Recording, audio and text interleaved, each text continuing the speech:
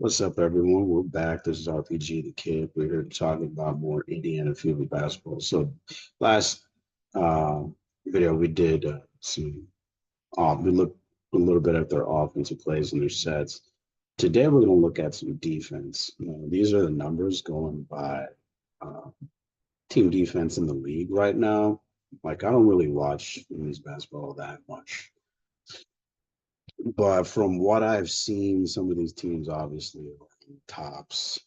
Connecticut Sun, I've watched them play in the NFL. Most of the teams that I've seen, like Connecticut Sun, Liberty, I've seen the Sky, I've seen the Sparks. It's all through Indiana's games. I'm not watching everything through Indiana. I've checked out some highlights. But yeah, as far as Indiana's overall defense, I say the eye test tells you that they're giving up. I'm not sure if the stats are listed here, but they're giving up a lot of inside points in the paint. Oh yeah. See that? Okay, that's in the end right here. We'll check this. So 38.2. Let's see if anybody else is giving up even more points in the paint. It's only 12 teams, I think. Yeah, so they're one of the worst as far as points in the paint. And only the wings and the sky are giving up more points in the paint. Now that is a immediate problem. This team. So as far as on-ball defenders, especially in the perimeter, they don't really have anyone who's that good. And their number one star, Caitlin Clark, uh, she's not really a good on-ball defender. And most of the times you kind of see that, with offensive gurus, people are really offensive minded and they're known for their offensive game. A lot of times they'll struggle in the defensive department. Like she's a lot of people equate her to a Steph Curry. Steph Curry is not, let's face it, he's not really the greatest on ball defender. And a lot of times, with how athletic people play at the professional level, it's not easy to be an on ball defender if you're covering the perimeter.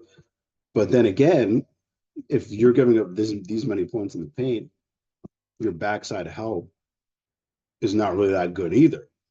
And from watching games, it does seem kind of like they struggle at that. Uh, excuse me. So points in the paint, if you're a good defense, you're like limiting the points in the paint, really. Um, I mean, you don't want to have that number be too high, and they have some of the highest. So second chance points to, um, you know, theirs is like again some of the highest in the league. The points that they're giving up as far as second chance points is some of the highest in the league at 14 and a half. That means you're not rebounding the ball on defense very well. Um, excuse me. And in defensive rebounds, you're, yeah, like I said, you're some of the lowest. Uh, only, you know, only the Washington Mystics. Uh, it looks like, if I'm wrong, sorry. It looks like only the Washington Mystics are getting more defensive rebounds. Or I mean, less defensive rebounds. Everybody else is getting more defensive rebounds. Mm. Now, excuse me. That doesn't mean their defense is totally bad. Like they're getting some block shots, you know. Um, their defensive rating. I'm not sure I understand defensive rating. But yeah, I mean, it's not total waste. That they obviously need to improve on defense. I'd say Clark as an individual in the off season when she has a chance to work on her few parts of her game and perimeter on ball defense is definitely one of them. And she needs to improve her strength too in the offseason.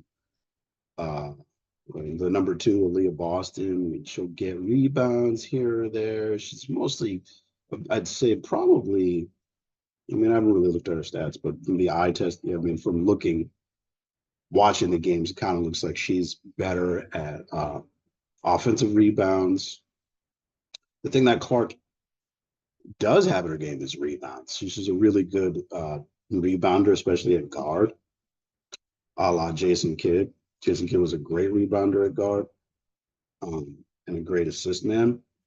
She could easily be that. I'd say when it's all said and done, she should because she's more of a 3 point passer, Clark. She's not like an ISO, give me the ball, get the fuck out of the way type.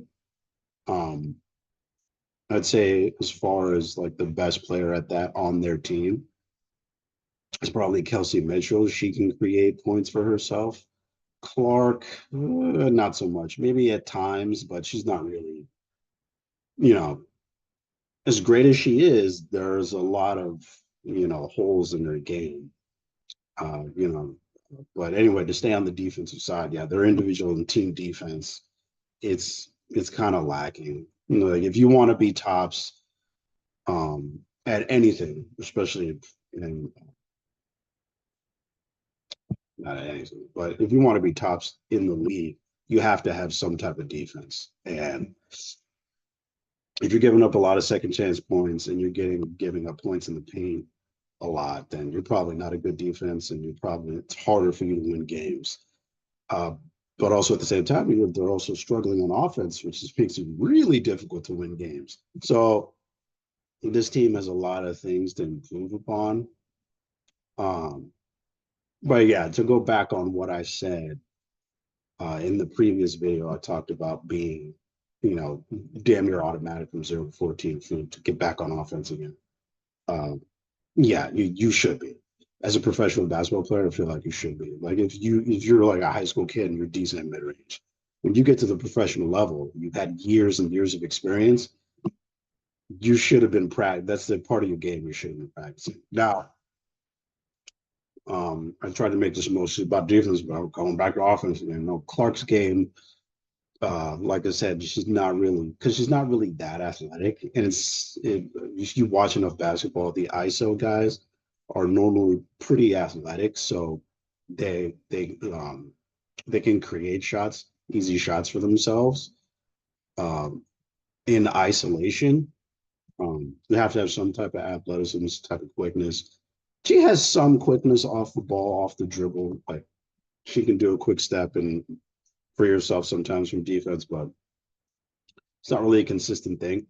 And with the people that you think about, like I'll give you a historical example, two historical examples because they're both like basically mirror images of each other. But with Mike's game, with Jordan's game, and Kobe Bryant's game, they were really good at isolation ball. Not only quick step getting to the basket, but they were good back to the basket since they could post their defender up and they post up and do fallaways and fadeaways. It's a really that's the thing that really set them apart from everybody else was their times. All right, just like it's halfway through the third. Get the fuck out of the way. Give me the ball. I'm gonna ISO this motherfucker up and take him to school. And they did that a lot. And that's the assassin that you want in your superstar, the person that you just say, okay, get the fuck out of the way, give him the ball because I'm taking over the game. Um, I'm not sure if I see that yet as far as professionally from Clark. She did have games in college where she dominated and scored over 40 points.